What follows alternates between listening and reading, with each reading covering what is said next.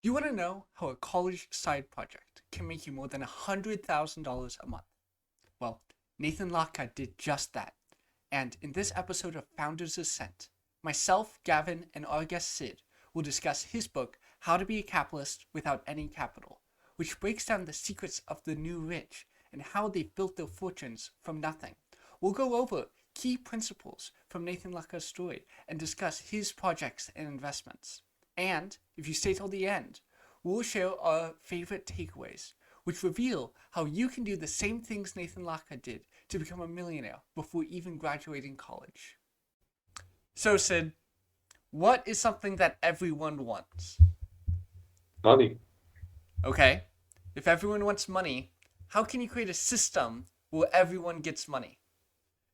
Well, you got sites like Fiverr, which allow people to get on there, showcase and essentially sell their skills for them to make their own money, as well as other sites like eBay and stuff like that. So, Exactly. mm, And those are the sites and systems that grow the most. When people realize yeah, that they can get what they want and pursue their dreams through your systems, that's when you're guaranteed to succeed. Basically, you succeed when you help other people, and that's everyone's willing to throw money at you, throw attention at you, whatever they can give. If you can promise that they'll succeed and get what they want, that's when you'll grow. And so that's one of the key concepts here in How to Be a Capitalist Without Any Capital by Nathan Latka is this idea of selling pickaxes to miners, where you're not actually trying to make the money yourself. You're trying to help the people making the money make the money, and then they're willing to share the profits with you. Yeah, in the gold rush, in the California gold rush, when all these people came in chasing gold, right? The people that ended up becoming very wealthy in the end weren't the actual miners themselves. They were the people selling the pickaxes, the people selling the denim jeans to the miners, the people selling the the equipment. parts, the products that allowed the miners to go out and chase their dreams of accumulating this gold. And so if you really do want to be successful in some way, shape, or form, according to Nathan Lotka here, you want to be the person that's selling the pickaxes. And sometimes it's hard to find what that pickaxe is in a particular field, whether it's venture capital, whether it's money, like Sid was saying, or really anything. You just kind of have to be creative with it and look at it from a perspective you didn't think at it, about it before. Yeah, I know specifically there was one guy who found gold in the gold rush, like a little vial of gold dust, and he could have been like everyone else and just, oh, there's gold here, start digging. Instead, he went around and bought every shovel, spade, pickaxe, pythons, everything he could, and then he started showing the gold to everyone. And that's how he became rich, was literally selling the pickaxes to the gold miners. And so that's really one of the key ideas with this book is just like even with this podcast, I think is in a way selling pickaxes to gold miners, because I feel like now everyone wants to be an entrepreneur. And so this in theory provides knowledge and skills about the most successful people, and that helps people become entrepreneurs, and it hopefully provides value. And if we're providing value, then we'll grow and it will be fantastic. So I mean, this principle, you can see it everywhere, and if you start looking for it, you'll realize that some of the wealthiest companies in the world are just built upon this. Yeah, I think at the end of the day, finding that system that works best and like I guess we could talk about atomic habits here and making a system that does the best job possible. I think in one of our prior episodes, BJ was talking about how everybody pretty much has similar goals, wanting to become successful in a particular industry or field. but not everybody's going to get there, right? And so what you want to do is you want to create the best system possible that's going to get you from point A to point B. And Nathan Latka in this book talks about how you don't want to get caught up in goal setting. That goal setting is bad in some aspects because we get so focused on the golden egg that the goose is laying, but really we want to become hyper fixated on the actual goose, the thing that's producing the egg in the first place. And I think Sid really liked that part of this book. Yeah, I right? did, because before reading this book, I've heard the Golden Goose story, but then after reading this book and then seeing or reading what that new perspective, it clicked. I was like, yeah, that's right too. Why didn't I think of it in the past? Because as you said, you got to make sure you want to maintain the system so that way it can give you results and make sure the system is as efficient as possible. So. Yeah, and I'm reminded of what Cody Aiden said in our episode 10, that probably the most important thing anyone can get, what the message he's sharing, is to be present, because there's nowhere else in life you can be. And sort of like what you were saying, like the goal setting process, if you use it correctly, can be a valuable tool where like all your goals should be of systems. If your goal setting is fly, yacht, jet, that's not goal. That's more fantasizing about your future than it is an actual like productive goal setting. Goal setting, your goals should be to build the system, to build the golden goose that results in just constant money for you, constantly able to get whatever you want. If your goal is to travel the world, then create the system to do that, and not travel the world once. I mean, travel the world daily, weekly. Like, think about building a system for that, and you will start to move towards crazy, unimaginable things, right? Because that system will scale, and your time will free up, and compound interest, and all those things we talk about goes really well. Nathan Latka has a really interesting system, I think, for his businesses. He's currently running this like massive venture capital trust that's giving money to startups for their businesses. And he's able to do that because for the last, I don't know, 5 years, maybe more, he's been running a daily entrepreneurship podcast where he has every month 30 founders and CEOs that are in the top of their industry on that podcast.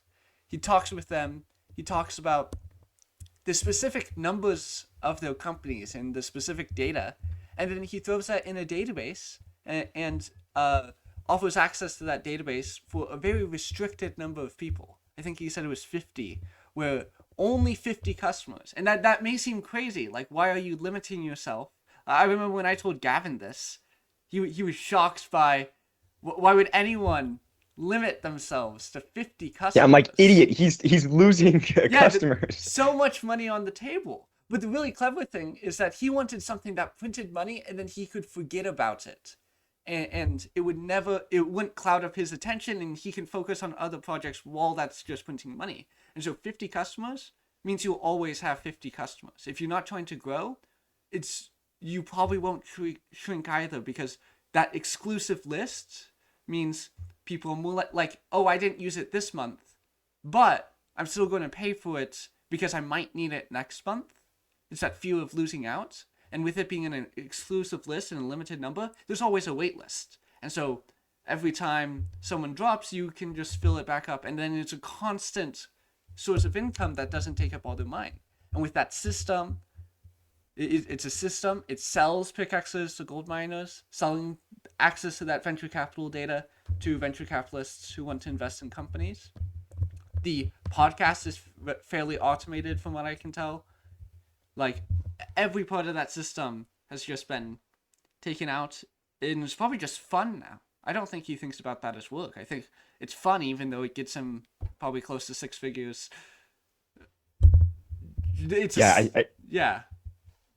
It's really cool, the 50 customer thing, because what he does is he increases his rates a lot.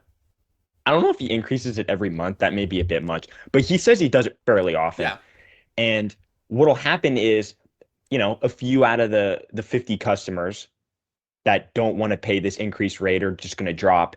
And his wait list is so extensive to the point where he'll email the people on the wait list and be like, hey, I got a couple open spots. Was wondering if you wanted to join. And he said instantly, pretty much every single time people drop, he's always got more people to fill the list. Another cool thing about having only 50 customers is you don't have to deal with a bunch of crazy customers that are trying to get a ton of time and energy out of you, right? Because you only have so much time in a day, and Nathan Latka is working on a bunch of different things at any given time, and we're going to talk about that more later.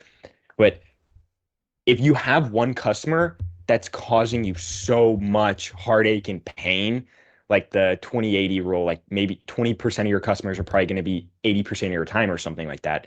And so if you're able to just, if you want, kick them out, you have another person on the wait list that is interested in taking that spot. Now, if they're giving you good feedback, that's one thing. But if they're just causing you a bunch of pain, that's another thing. Okay. Yeah, and so he's built that system that just prints money for him.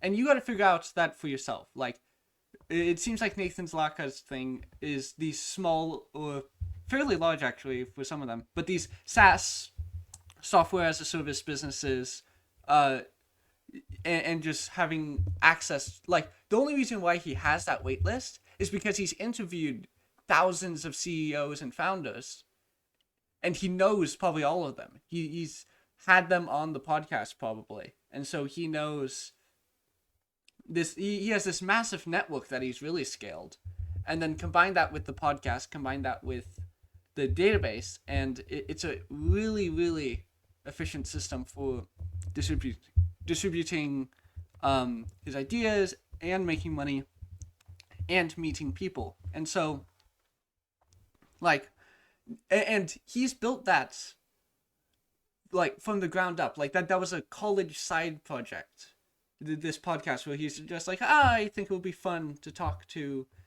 CEOs and entrepreneurs. And so that's what he did. And then he just did that every day, like a daily podcast. That's commitment.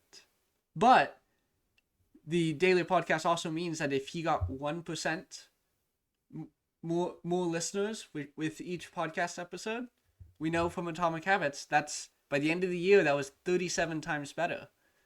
And by now it might it was at one time, it might still be the number one podcast on iTunes relating to business and entrepreneurship, or maybe overall. But wait, which podcast? The Top Entrepreneur, Nathan Latka's podcast. Yeah. Oh yeah, okay. I think it might be it was at one point number one on the iTunes or Apple Podcasts. Yeah. Yeah, I think it was Apple Podcasts or something like that. Yeah. But and the cool thing is, while he may have been the number one at the time, there's no chance he was the first person to ever do something like that, right? There are a bunch of people doing something similar to what we're doing. We're not the first people to start a podcast related to entrepreneurship and self-improvement by any means. And what you'll see a lot of people do, and Nathan Latka advocates for this in the book, is it's okay to copy your competitors. In fact, you want to copy your competitors in some aspects because you'll find these interesting ways these other companies or podcasts, whatever it is, are succeeding. And if these methods are working for them, then most likely they'll work for you. I'm not saying you need to copy somebody verbatim, but you can pick up bits and pieces of what these other companies are doing, and chances are they'll be successful for you. If you're the only one doing something, then chances are you're not doing it right. Like, chances are there's a reason why you're the only one doing it, okay? A lot of things, a lot of companies that are going to work, a lot of these ideas are already out there. You just need to pick them up and twist it in a way that fits who you are. And I think if you're successful at that, you'll be able to provide more value, okay? When I first heard that, I didn't necessarily agree with it, but I do now because there are so many entrepreneurs out there. Trust me, the that advantage you have by maybe being one of the first movers to something is going to be gone very quickly. So chances are, if nobody's doing it, then you probably shouldn't be. Okay. Yeah, for me, I talk a lot about this with Sid and with you too, Gavin. But for me, it's just all about the number of iterations. How many times can you do something, get feedback, and improve, and do that over and over again? And based off those number of iterations, those number of cycles, that's how you can improve your rates of success. So, like with Latka, And oh yeah, go for it, jump in. no, you finish real quick. I'll because I kind of Yeah, yeah, so. yeah. I was just gonna say with Nathan Lockhart's podcast, he did daily, which meant every day he was practicing, getting feedback, going back, learning, and every day, which scales so much faster than perhaps a weekly podcast like what we're doing. I think podcasts are kind of saturated actually. Overall, there's just too many podcasts and not enough people willing to listen to all the junk that gets produced. But I think what's useful here is networks scale really well, and being able to meet people like Sid and like Cody Aiden and like Trika, and being able to share this information, I think is massively valuable. What were you going to say about Yeah, so I was gonna like relate it to what you said. So also in the book, I remember reading that he says, so if there's like a daily task that you do every day, just whatever that task may be, you write it down in a Google Doc or whatever type of document, you print it out, and they go to like your local coffee shop or something, and when you type in the document, you want to type to where you miss no details, as he mentions that in the book too. So without missing a detail, you print it, and you take to your local coffee shop or wherever, and you give it to someone to see if what you wrote, they can do it step by step. And you can get your feedback from that. So if they're able to do exactly what you did, that means it's good.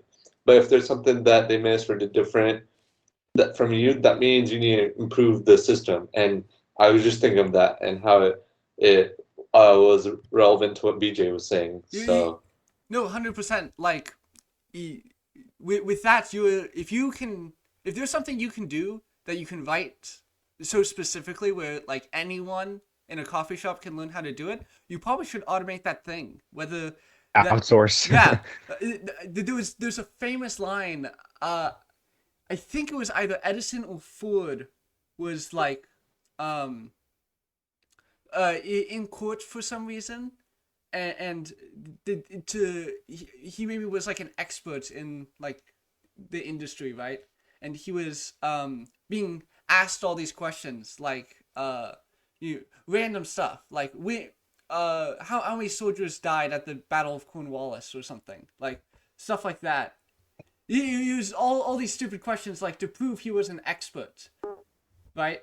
And what he said is, I can press a button in my office and I can get access to all of that, like, because the guy hadn't like finished high school really, but he understood that having access to other people and having access to those experts is just as good as knowing it yourself, so long as you can maintain that access and help them grow as well, and then you can just free up your time to focus on other stuff that you're better at. And so, I mean, Nathan Lockhart, he's done that because he runs and has run a whole ton of software companies without knowing how to code. Anyone could have done that.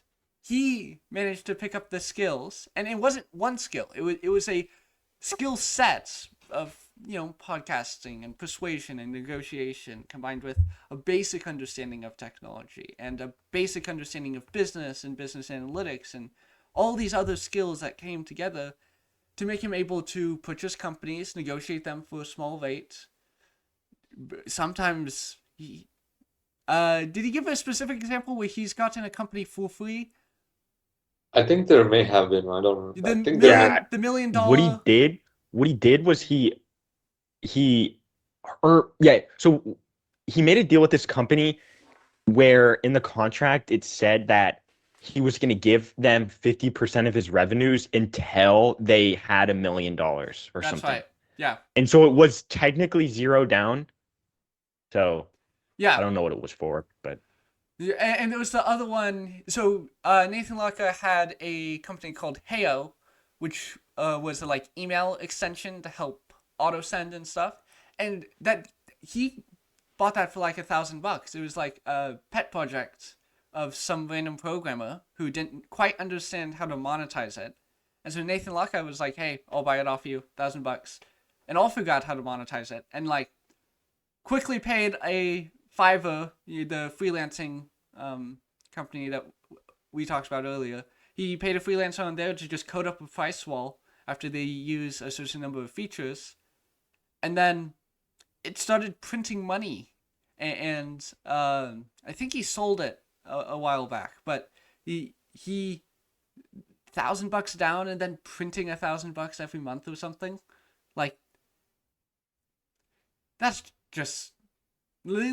too good. Like I'm sure there are plenty of other deals that were much worse and didn't quite pan out that way, but that idea of getting that's the best system you can have, right? Where the system pays off itself the first time around, and then everything else is just growth.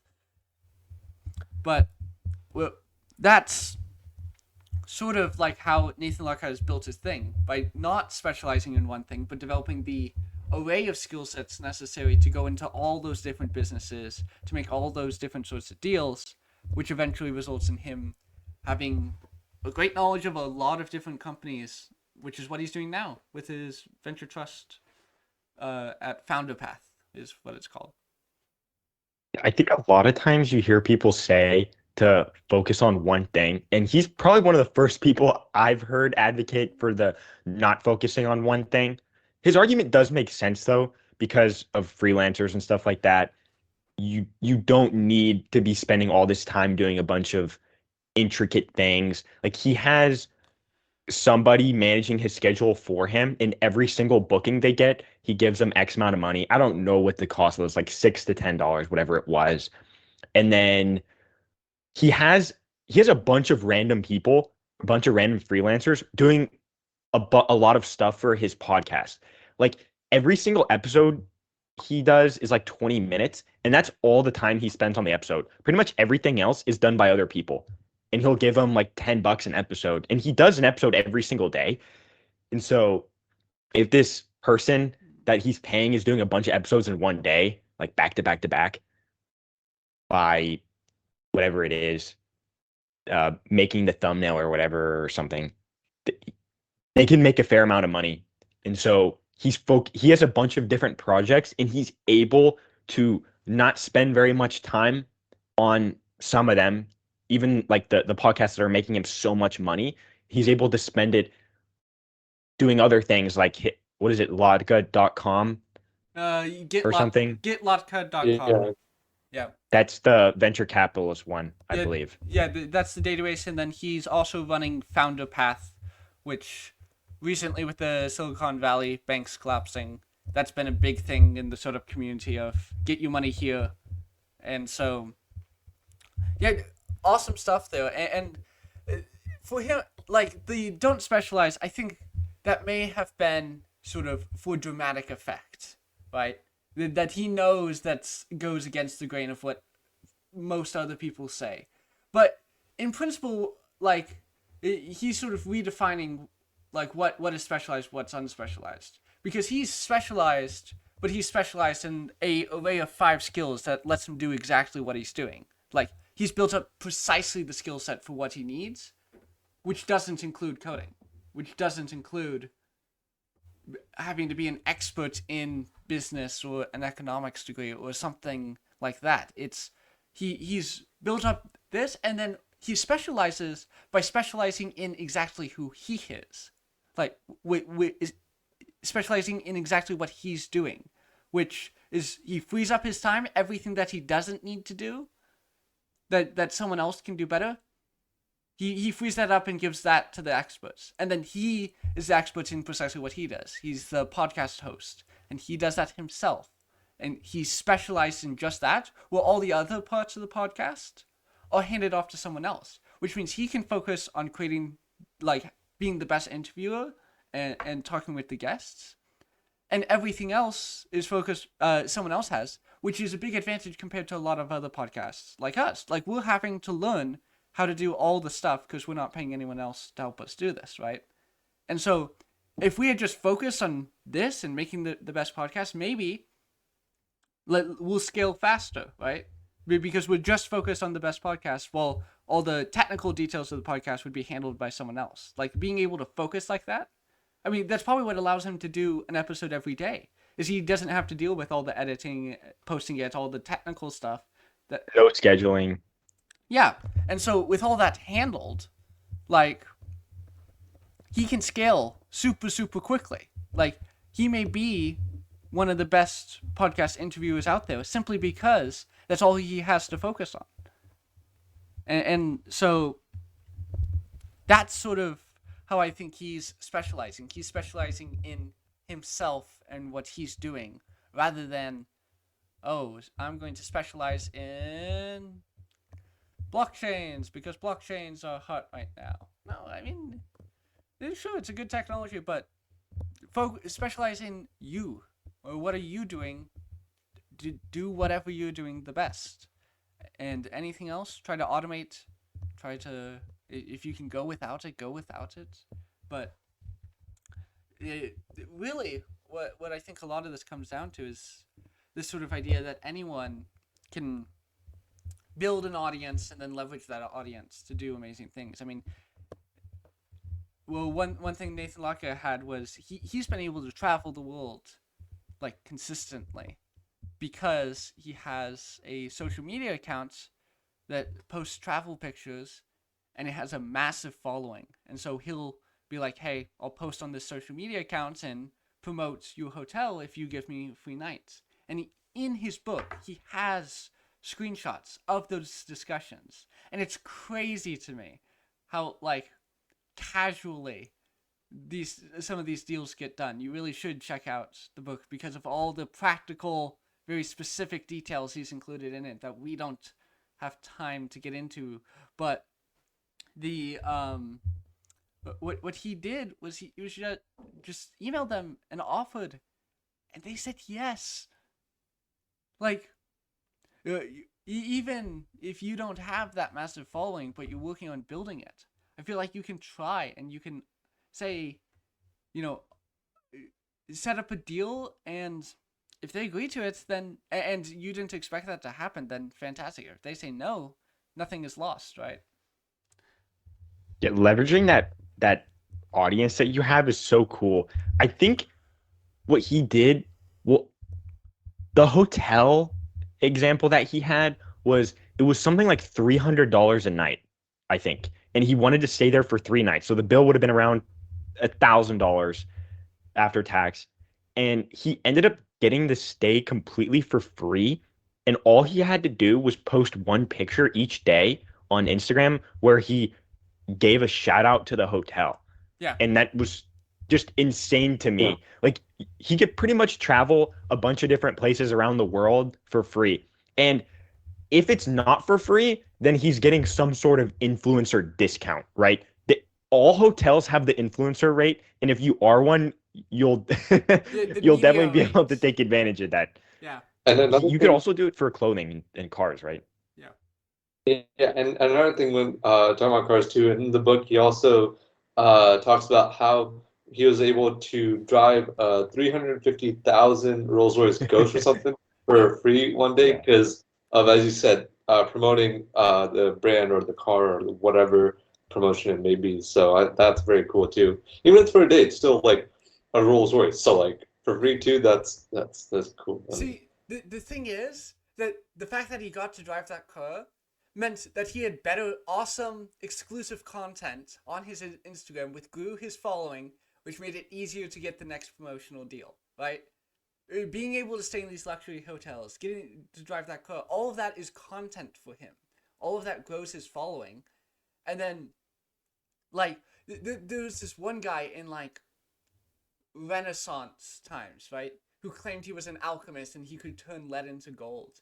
And everyone knew he was an alchemist because he was surrounded by all this gold gifts and gold, statues and stuff. But all of that gold was gifts and presents from like nobles wanting to get him to come into their city and make the city wealthy. And it became a self-fulfilling prophecy, right? He was an alchemist because he was surrounded by all the gold. So let's give him more money, right? And it's the same sort of thing with influencers, where when you get to travel the world, that makes better content for your traveling account, which grows your traveling following, and it just scales so nicely. At the end of the day, it's really just compound interest. The gains in the beginning are going to be slow, okay? And then if you've been doing it for a while, it's been compounded so many times, you're going to get so many different opportunities. Like, you could make the argument it's similar with Naval when he talks about luck and how somebody else's blind luck can turn into your luck. Like, if you're you're the best deep sea diver in the world. This is a very easy example. You're the best deep sea diver in the world. Somebody found or located this sunken ship and there's treasure inside of it. They're going to go to you to get it, right? And they're going to give you a cut of it because you're the best deep sea diver in the world, right? Like, you became really good, and because you became very good at something, a bunch of other people are going to give you these insanely good opportunities as a result of you being very good at this particular thing. And like, Nathan Latka became famous off of an entrepreneurship podcast, and he was able to get a bunch of different things that didn't even pertain to his podcast or really entrepreneurship. He just got to ride in a $350,000 car, like Sid was saying. He was able to get free hotel rooms. He was able to get I don't know what company it was, but they loaned him like a $5,000 jacket for the weekend. I think it was a stylist, because I remember in the book he says, like, if you got a stylist, one way you can do it is, like, if they offer you, or they have something and they offer it to you, you can be like, oh no, that wouldn't like look good on me. And then they'll be like, no, just try it out for a day, and yeah. So. And I remember that as well. Specifically having a stylist, simply having those connections, I feel like, is what has allowed him all these opportunities, forming those connections with all these entrepreneurs. And like, looking back at his earliest episodes, I'm very surprised that a lot of the people he got on, like, they seem like top players. They seem like people in the industry that are legitimately number one or number two at what they do. And honestly, I think the reason why he got those people is because he asked. He asked, and they assumed, oh, he must be, if he's coming to me and he's asking me, he must be worth the time, right? And simply by asking, and that might be what it is, rather than letting someone else tell you, oh, this is what your following is worth, this is what your time is worth. If you ask, you'll be surprised. There's a nice poem somewhere that I read that's like, life will pay whatever you ask of it. It's really good. I'll probably post it on the Instagram sometime. But it's that sort of same idea that simply saying that you're worth this much conveys that simply asking conveys that you're worth that much, right? Having the price tag. This happens. Fashion Week, right? The events where with all the fashion shows and runways, right? Yeah. There were people who snuck into those events. They're hilarious. There's a whole ton of people sneaking in wearing anything, right? There was a group of people for Fashion Week that you know the coat check-in. So everyone was checking in their coats at the front, and then that was the fashion show. The entire audience's coats. What the heck? Yeah. and then they would dump them at the end of the runway. These very expensive, maybe some of them were $5,000, like Nathan Latka's coats, right? And it's simply because of the price tag that it's worth that much. It's not actually worth that much. It's them asking, hey, or them saying, yeah, this is worth something, that makes it so valuable. Or maybe it wasn't. I don't think the audience necessarily appreciated that. But it was interesting. Probably not. Yeah. But I mean, they're asking is free, and I don't think there's much of a case for not asking. Like, just ask, and chances are they could say yes. It may work, it may not work, but if it works, new opportunity. Yeah. Yeah, exactly. It's free. Might as well. Yeah, a lot of things in this book are like, this is free. Like, this cost me nothing to do. I got this company literally for free, and it's now printing me money. All these things stack up where I think he got paid to take over a company, right? There was a company that was... Yeah, I believe one of the companies you got paid for it. Yeah, the reason why Yeah. The reason why was because it was like $130,000 liability, and he framed it in a way to make it's almost like the split the difference thing. Like, how am I supposed to take a company that has $130,000 in liabilities? It's like, when you say something like that, the other person that you're talking to is going to feel empathetic towards you, and they may give you a better deal as a result. So really just practicing trying to get the other person to feel empathy towards you, in the end, is going to get you a better deal. And we talk about that more in depth in our episode on Never Split the Difference, which is a great episode. You guys should check it out. But finding ways to get the other person to feel empathy towards you is going to be a great a great negotiation tactic, which he does use, and it has worked. But getting the company to literally pay him, I think it was like, it started at 18,000. They negotiated down to 15,000. Yeah. Like, imagine getting paid $15,000 to take another person's company. Now, granted, they had a liability, but didn't he was able to manage that, and it ended up being okay. I think what he did is he then talked to the person that the debt was owed to, and he refinanced that or whatever, and just talked to him and got a better deal. Yes, I think you're right. So I remember. He took on the debt. He got paid to take on that debt. And then he talked to the dude and got it to where the payment plan or whatever was less than what the company was printing. And so it all worked out. Of course, risks associated, but it seems like he got his return on the risks, and that maybe that 15,000 was enough, because then he could immediately invest that 15,000 into some other project, or buy a property, which is another thing he does, is the number of real estate properties he owns. But all of what he's doing is just using the absolute minimal amount of money to get incredibly wealthy. Like, just all these projects scaling. Like, he's not a billionaire yet. He may never be. I don't know. I don't know how Founder Path is doing. But he's built all these projects, and then he's taking advantage of compound interest. He's freeing up his time. He's applying a lot of the stuff we've already talked about.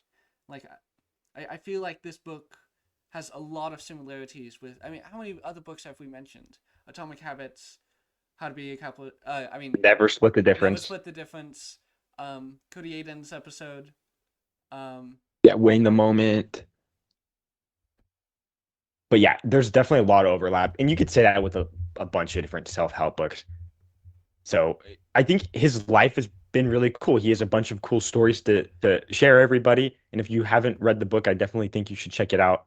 As we wrap up here, I just want to say what my favorite part of the book was. My biggest takeaway is really the pickaxes part. Like, instead of chasing this golden egg that this goose is producing, you need to be able to find this system that's going to be able to bring you to add the most value to society.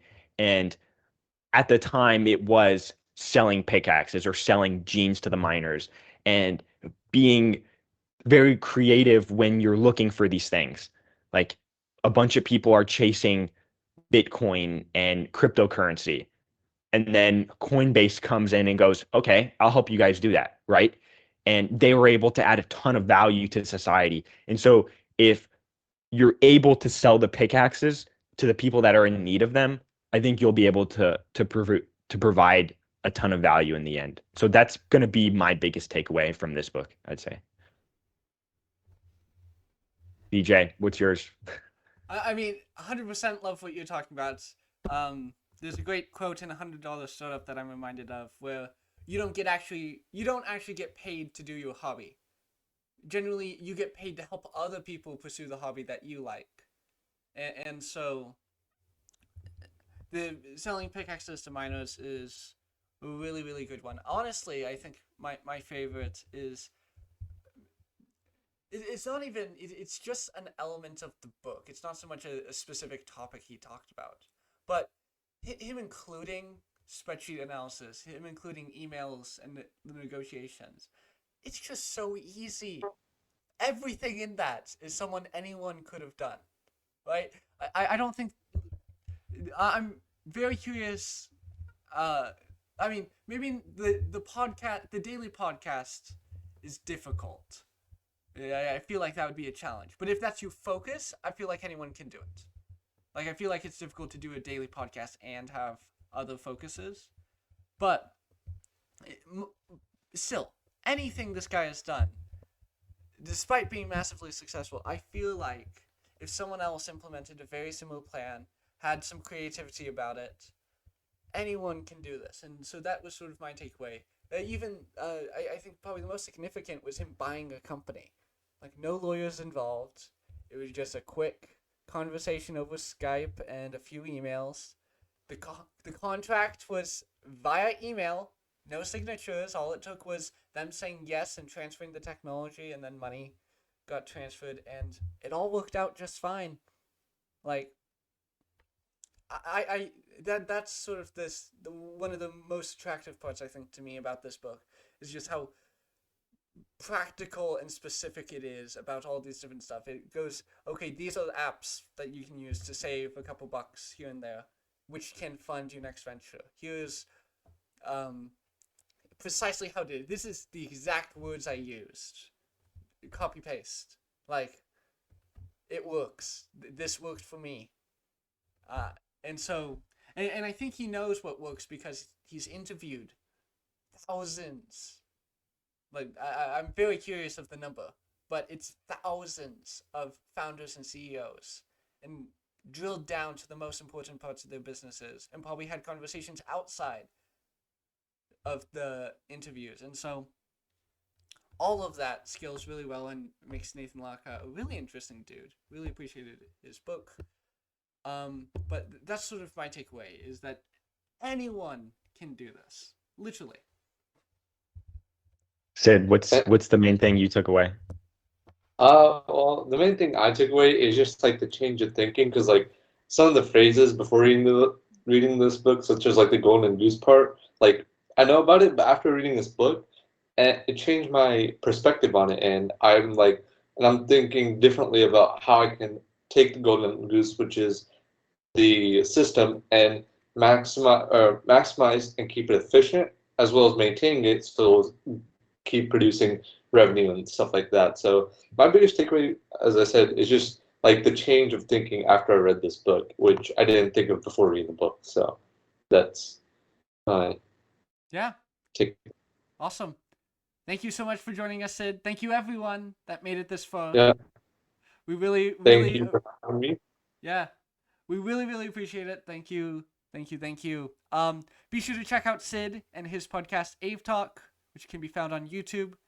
It's really interesting episodes relating to aviation. What episode is coming out next? Is this 6? So the next episode that's coming out is relating to how weather affects landing for commercial aircraft, such as like storms, hail, snowstorms, hot wind, stuff like that.